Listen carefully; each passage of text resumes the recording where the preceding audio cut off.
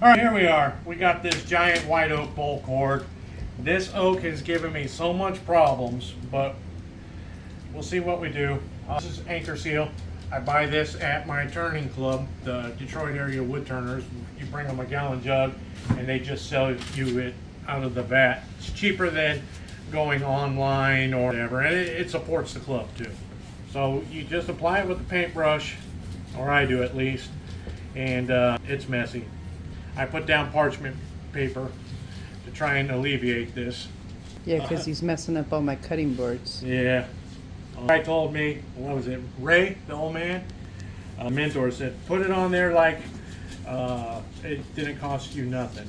Or like somebody else paid for it or whatever. That one day we went over to his house. Put that on there so that it dries evenly. We are sealing the end grain. Well, actually, the way I'm doing it is I'm just sealing all the grain. I haven't tried it, might as well.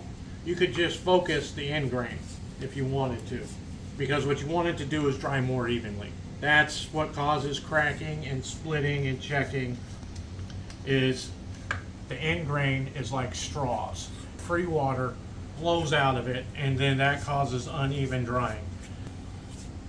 We'll do a little experiment. It kind of isn't very fun to do the experiment on this big bowl, but we'll see. It doesn't really, on a bowl blank or a log, it would make a lot more difference. On a bowl like this, almost 80% of the bowl is end grain. You have a very short portion right here that's side grain. The rest of it is end grain. In a blank and a log form, it would be better. I'm just going to seal the whole thing. To pick and choose and seal one over the other. Do the outside and the inside. It's not even, now this stuff up here you could probably skip and avoid, but whatever. This is Anchorseal. This is a wax emulsion. It's kind of a liquid wax, if you will.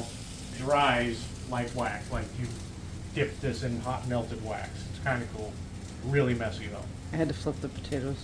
I'm kind of a train wreck and have to come in and do this in the house because my shop is such a wreck. I don't really have any available space to use in the shop for stuff like this. I could do it outside. It's a beautiful day outside finally. I use all different kinds of things. I've used Elmer's glue. I've used nothing. I now have a jug of Anchorseal tube. I was going to wait until I got through this Anchorseal 1 before I started using it. Cody, get you? I mean, it seems like it's expensive doing it like this, but in the long run, what's more expensive is if your $100 bowl splits into oblivion.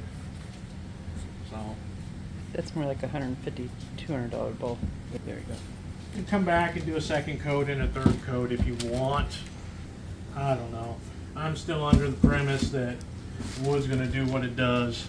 I'm sliming the bread. Yeah, look at that. Yuck. This stuff is a lot less messy than the Elmer's glue though. The Elmer's glue gets really sticky and tacky. It's glue. All you're doing is you're clogging the end grain pores so it dries a little bit slower and a little bit more even. That's in hopes to reduce and prevent cracking.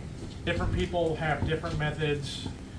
You know, everybody says this is science, but it's all hearsay. What's worked for me, more important than anything else, is even wall thickness. That's what saves you. What's kind of cool is with this coring system, the one-way coring system, everything's kind of even because they're all hemispheres or half circles, circles, whatever you want to call them. They're all pretty much even thickness. Even this one kind of lined up right. I just got lucky. This is going to take half a gallon right here. That's talent. One hand flipping. One hand flipping the skillet. I'm not even using the spatula I made for it. You're getting that everywhere. Am I? I'm trying not to.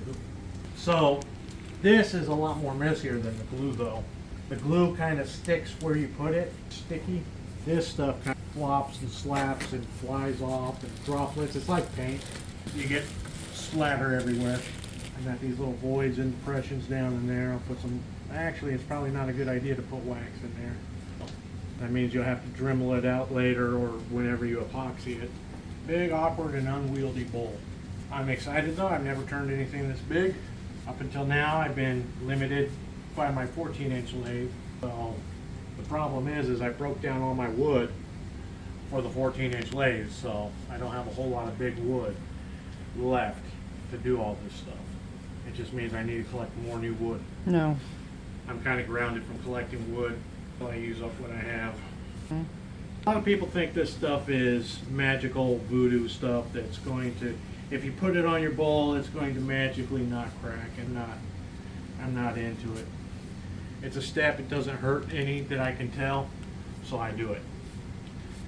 Sometimes I just throw the bowls up there. I know this white oak from this particular tree is particularly nasty for cracking and splitting, so I'm going to try my best to reduce that, especially since I had a successful run with my one-way easy core system and got 4 cool bowls out of it.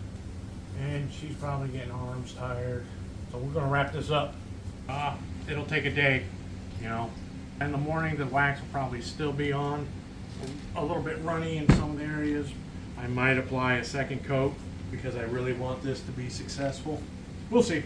See the brush where you was holding Oh, it. when I was holding it. Thank you, my love. Yes. Dear, I'm gonna stop the video now. loving, patient wife. See your friends later. Bye.